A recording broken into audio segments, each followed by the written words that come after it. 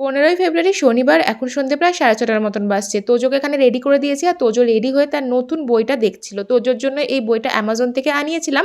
এখানে বিভিন্ন ধরনের shapes, vegetable, wild animals, baby animals থেকে প্রচুর কিছু আছে। জেনারেল নলেজও বাড়বে আর তার সাথে তোজো এই ধরনের বইয়ের সাথে অনেকক্ষণ এনগেজ হয়ে থাকে।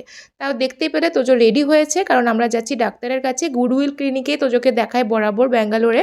তো এখানে ডক্টর যে ওষুধ দেয় সেটা তোজোর জন্য স্যুট করে। তো সেজন্যই আমরা চলে এসেছিলাম। এইচএসআর এ বসেন এই ডাক্তার।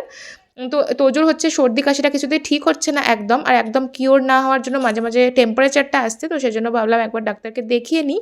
ডাক্তারের চেম্বারটা ভীষণ পরিষ্কার পরিচ্ছন্ন, একদম বাচ্চাদের জন্য ভীষণই ফ্রেন্ডলি।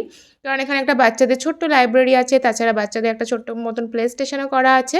আর ডক্টরও ভীষণ ফ্রেন্ডলি, বাচ্চাদের সাথে একদম ফ্রেন্ডের মতন কথা বলে। এইজন্য বাচ্চারাও ভীষণ ভালোবাসে এখানে আসতে। তো ডক্টরের কাছে আমাদের তাড়াতাড়ি দেখানো হয়ে গেছিলো। আমাদের ২ নম্বরেই নাম ছিল আর তারপর আমরা বেরিয়ে পড়েছিলাম 7:30টার দিকে। ডক্টর 7:30টার সময়তেই বসেন। আর 8টার মধ্যে বাড়িও চলে এসেছিলাম। তবে বাড়ি এসে ভীষণভাবে মাথা ব্যথা করছিল। সেজন্য একটু আদা আর লবঙ্গ দিয়ে কড়া করে চা বানালাম। সারাদিন দৌড়াতের পর তোজোও টায়ার্ড হয়ে যায়। তোজোকেও তাড়াতাড়ি খাইয়ে ঘুম পাড়িয়ে দিয়েছি। আর তারপরে ভাবলাম আমিও তাড়াতাড়ি ডিনারটা সেরে নিই। আজকে যেহেতু ডিনারে পমফ্রেট মাছ ছিলই, মানে সকালেই রান্না হয়েছিল সেটা ছিল।